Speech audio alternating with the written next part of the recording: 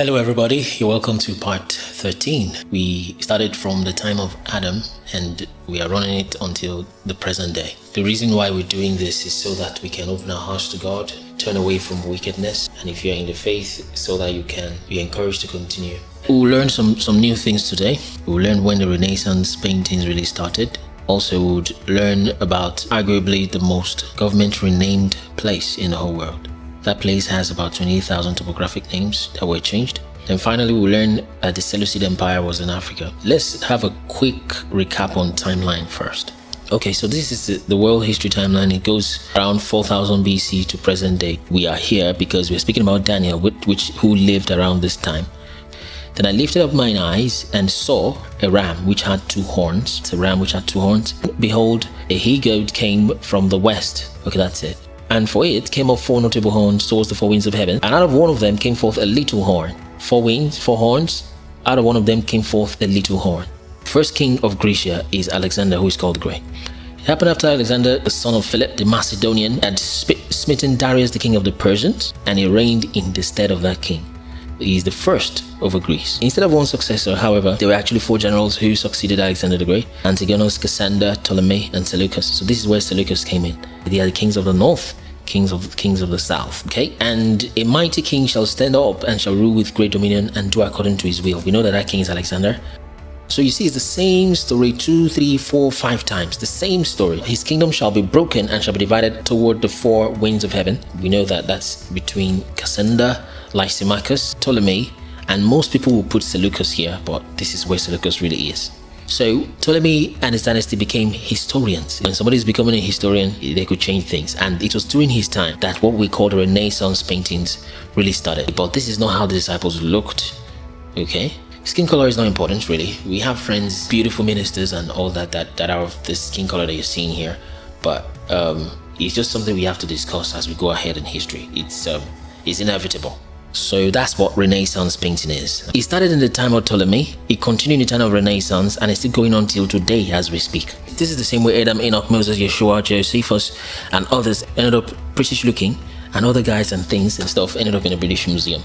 That's what the people call whitewashing of history. When Wikipedia mainstream were going to do it, they started modifying his face by an unknown artist. Okay, but what website is the unknown artist hosted? Britannica. He was persecuted because of his skin color. It's like you say, hey, gentlemen, can you tell me the history of Samuel Ajayi Crowther? And you started by saying Christianity came into Nigeria by August Capuchin monks in Portugal. Hey man, tell us about Ajayi Crowther. Okay, so the first mission of the Church of England, tell us about Ajayi Crowther. Okay? So 1946, established in 1842. Look at it, see how many names is mentioned before talking about the person we asked you to talk about. When this picture is going to come out, the next 10-20 years, if things still keep running this way, it's going to be back in color. Okay, his skin is going to look like this, and then this Ajayi name is out of it. We know this man. He translated the English Bible to Yoruba. First Maccabees again, this time chapter 3, verse 48. And apparently this book had to be eliminated from scriptures. The same First Maccabees 3:48 says, and laid open the book of the law. So where the hidden had sought to do what? Paint the likeness of their images, you see. This has started as long as 175 BC. Look at this map. El Puerto de Ofir y la Antigua Derrotades Tarsis. Look at this, is the important thing. Derrotar los Tarios y Hebreos are basically saying the defeat of them tyrants, the tyrants and the Hebrews. That's people of Tyre and the Hebrews. And look at where he wrote that. It means that definitely tyrants and Hebrews are inside this continent. So, and then you see Ptolemy should be here, the Nile is there, Egypt is there, Babylon is there, okay? And you have Shemites there, like we said in this map. An attempt to erase them from the whole thing that brought about this story we have today. You still have them giving the impression that they were here. It's a newly founded colony, and from there they started sending money to build that temple you see in that place today. That's the wrong people, wrong tribe, Ashkenazi, people in the modern state of this country, fighting for the wrong land and the wrong temple. Do you see how confused it is? There's no way Israel will be 40 times smaller than Egypt, where they were brought from. So finally, the places that are the most renamed places in the world during World War I, under the Kemalist government. Just check for place name changes in Turkey. You see that fact we talked about. We've said it in the beginning. 4,000 mountains were renamed.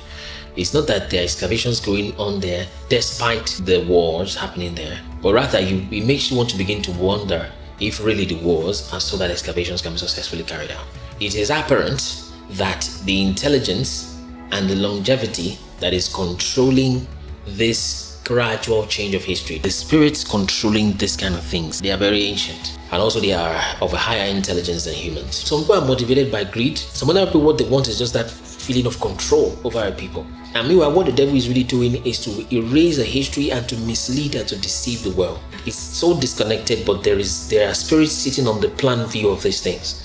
And you are not going to see that in the flesh because most people are busy paying bills and working a job.